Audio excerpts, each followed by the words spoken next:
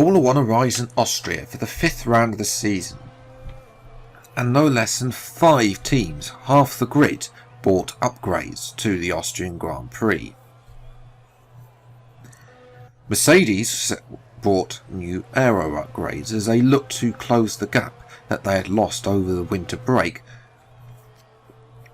to Red Bull. Mercedes so far have claimed that they have not been as dominant as they would like to have been throughout 2021, and say that hopefully these fresh upgrades will be able to close the gap to Red Bull and give them a better chance in the races, especially with the engine advantage they have. Aston Martin have also bought some upgrades to try and improve their aero and close the gap between them and the Mercedes. Vettel has already had 1-2 podiums this season, so the progress that has been made is pleasing to Lawrence Stroll, and they now want to be able to take the next step forward and able to get on the top step. Williams has also brought upgrades and a new livery, after going back to a dark blue livery that they previously held before 2013.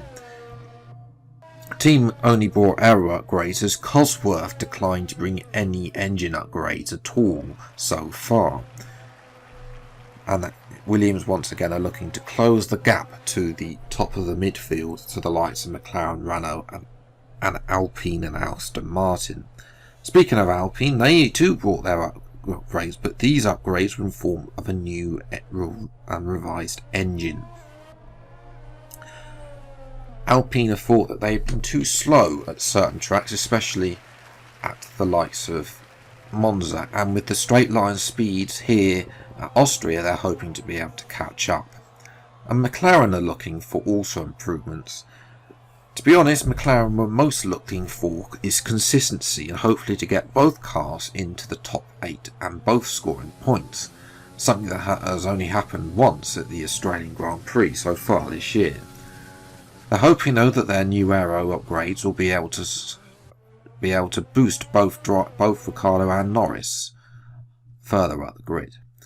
Moving to the grid, Lewis Hamilton once again is on pole. This time though it's Max Verstappen who joins in alongside at Red Bull's home race. George Russell starts third, his lowest start so far. Sebastian Vettel, best result for him so far. He starts up in P4. Fernando Alonso starts 5th, with Nico Hülkenberg only managing in 6th place. Will have work to do if he wants to make ground that Red Bull want him to do.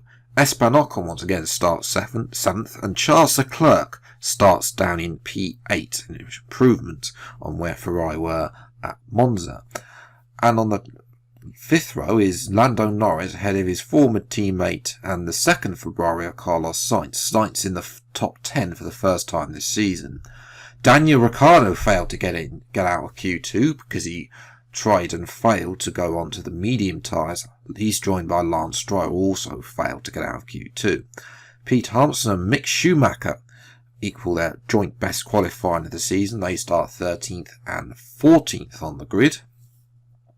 Danny Kvyat was slowest of all in Q2. Callum Ilott 16th, narrowly missing out on a chance to get into Q2 for the first time this season.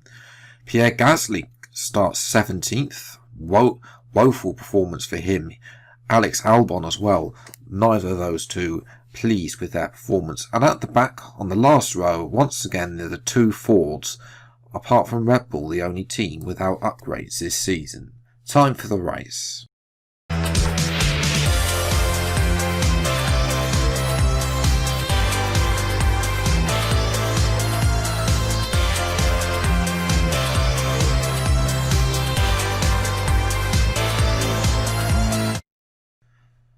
Well, hello everyone and welcome back to another video of the F1 Project Phoenix at 2021 career mode. Today we're here for the 5th episode of this series at Austria.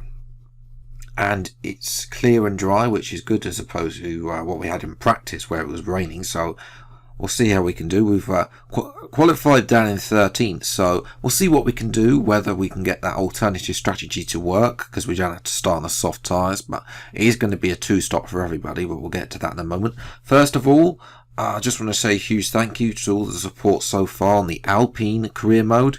314 subscribers now as well, still aiming though for 750 by the end of the season. So yes, if you haven't yet subscribed, then please do. Massively helps me out sustaining the channel. But yes, as I mentioned, it's going to be a 2-stop, but I'm going to change this up, mainly because Verstappen and Bottas, Hamilton only on the softs, which is interesting, but that's again is the problem. So we're going to change this up. We're going to go medium, soft. Obviously the 1-stop is out of the question because the tyre wear is just too much around here. So it's going to be a 2-stop, 2 sets of mediums and a soft.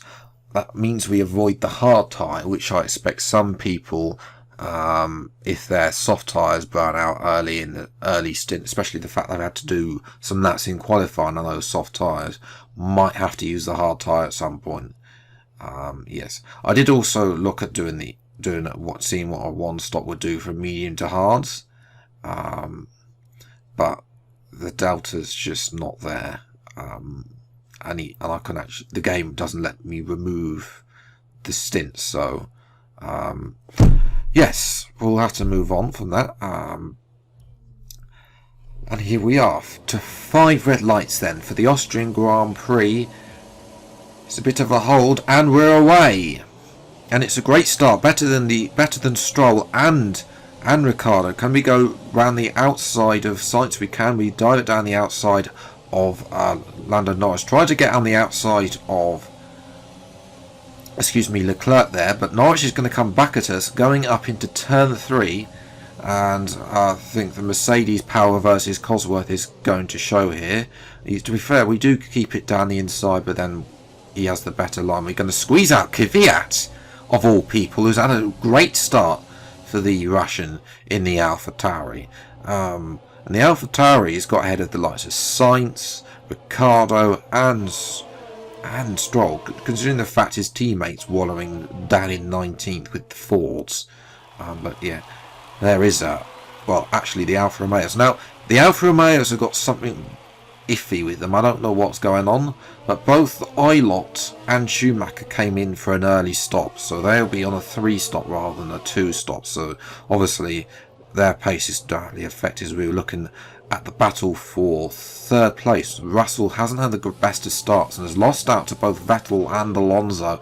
Those two will be battling again, and you can see there that Alonso is now starting to cause a bit of a train. Vettel's cleared him, and Ocon is now caught up to them. So both Alpines, those upgrades might have backfired on them, and they're both starting to start a bit of a clue. So much so that we've actually caught onto the back end of this. We're going to go around the outside of Leclerc, who has been forced out by Norris at the hairpin, and we're going to take away P9 away from the Ferrari driver, who's gone backwards in this race from his 8th place. As watching the front now, towards the end of the stint, and Max Verstappen is already closing up to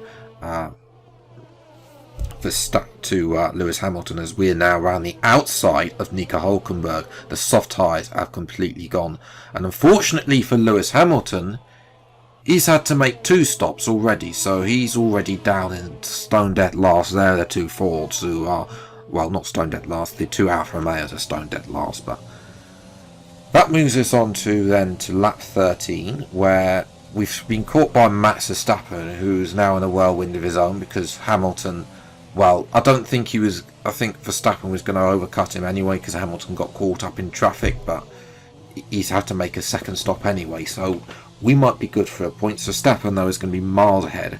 Russell there as well. They've both done the overcuts, starting on the medium tyre. It just definitely seems to be the overcut definitely seems to work for both of those two. Especially when you're that far out in front, then you don't come out into so much traffic. We're going to come out just behind Charles Leclerc, who he was sort of jumped us with an undercut, but then we're just going to power past the Ferrari and back up into P8 with slipstream. Well, they do go a little bit wide. That's just me being on a plan, and that's going to allow Carlos Sainz now to get past his teammate as well. So Sainz is coming into play. He's just been unlucky so far, Sainz. So yes, we'll have to wait and see if he can stay ahead of Leclerc. Sainz now is looking to catch up to us. The Ferrari is probably definitely faster than the Williams, especially the fact that we've only got a Cosworth engine as well, so obviously there's only so much power. We're going to keep it to the outside. We're going to give Sainz room on the inside to make the corner, but Sainz is round. Right, so obviously we give him as much space as I possibly could, and there's a little bit of a 50-50 there, as we're catching up to Esteban Ocon, but he took the curbing there, and he got onto that yellow dog curb, which I've been on those curbs, especially one at the last corner, and they're just you don't want to be there. Basically, it just upsets the car balance as we're going to dive down the inside of Ocon, the Alpine, not looking a healthy car. Ocon's definitely going backwards, and so much so now that Ocon has been caught by the other Ferrari of Charles Leclerc. I'm not sure where Sainz is. I think he got front wing damage from our little collision. So that's pretty much his chance of getting any points as we move to lap 26 now. We're going to come in for our final stop onto a set of soft tyres. See where we come out here. Obviously Verstappen and Russell are ahead. There goes Vettel. Vettel's having a good race. He's having a very quiet race, but he's having a good race. And there's that pack of Hulkenberg. I think that's Norris and Alonso. And we're going to come out in P7. There's Leclerc, who's got ahead of Esteban Ocon. So and that's quite a gap by the looks of it on the mini map as well. We're ahead of Leclerc though, and now we're going to be able to pull away as we're looking at the two cars ahead of us. They're both, Norris and Alonso are both on the hard tyres. Hulkenberg on the mediums, so he's going to be doing better. What can we do now? We're on the best tyres. Let's see what we can do. First pass the one of the Alfa Romeos, I think it's Ilott,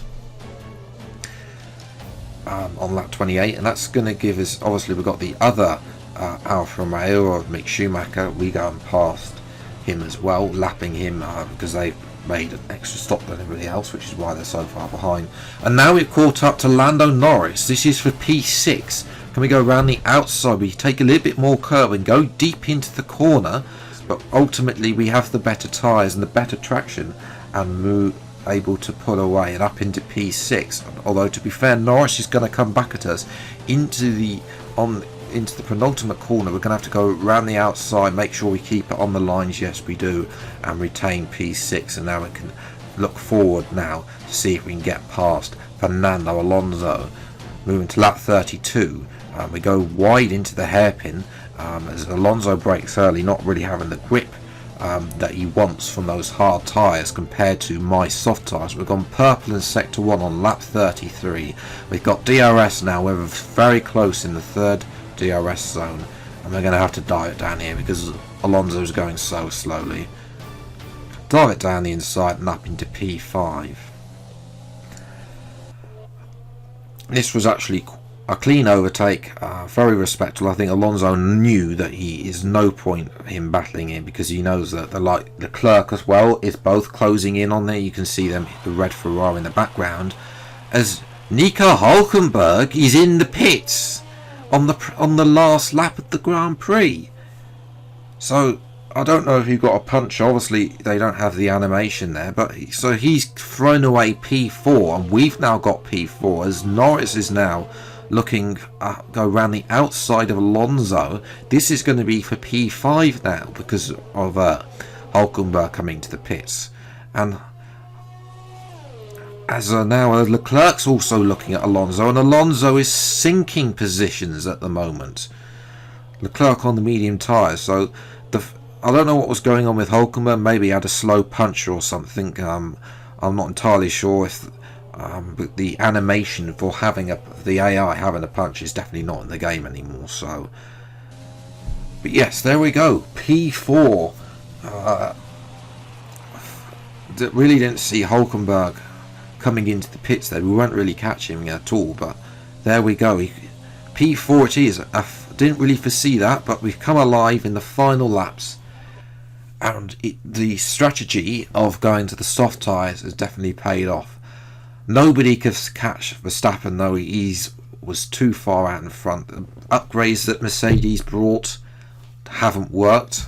Russell 10 seconds back, and he got that poor start as well, which is why he wasn't that close. Vettel, ourselves, and Norris as well, and Stroll actually got ahead of Ocon in the end for the final point. So Ocon not scoring again, a little bit interesting. The Hulkenberg comes in 10th. Ricciardo, his race was pretty much ruined when Kvyat got in front of him. Gasly as well, having another strong race. He just needs to work on his qualifying now as well. Lewis Hamilton had a dismal race. A 4-stop strategy is what Mercedes put him on as well. Sainz as well, struggling with that front wing as well, 14th, and everybody downwards. And Albon and Ilott struggling there. Obviously Albon were disappointed to be behind both the Fords, which are the slowest car on the grid. So yes, Verstappen has extended his lead now back to 9 points ahead of George Russell, who's second place. Vettel is sort of there or thereabouts. He's not really challenging for the title, but he's been consistent out of everybody so far. Alonso adds his points up to P4, and we've got P5. No really changes elsewhere. In terms of the Constructors' Championship, Red Bull now have a 8-point lead over Mercedes. Aston Martin have now cleared Alpine with that double point score, especially the fact Vettel got a podium and Alpine only scored 2 points. We're actually catching Alpine, so the race is pretty much now on for 4th place because Aston Martin are checking out in 3rd at the moment. Obviously, then, of course, we've got the battle for the wooden spoon between AlphaTauri, Alfa Romeo and Ford. Well, Ford are most likely to get that unless a minor miracle happens at the moment. But yes, if you have enjoyed this video, then leave a like, subscribe to the channel for news, see plenty more episodes of the F1 Project Phoenix mocks every Thursday at 7 PM on the channel. Until the next video, I'll see you next time. Take care, thanks so much for watching, enjoy your day, and goodbye.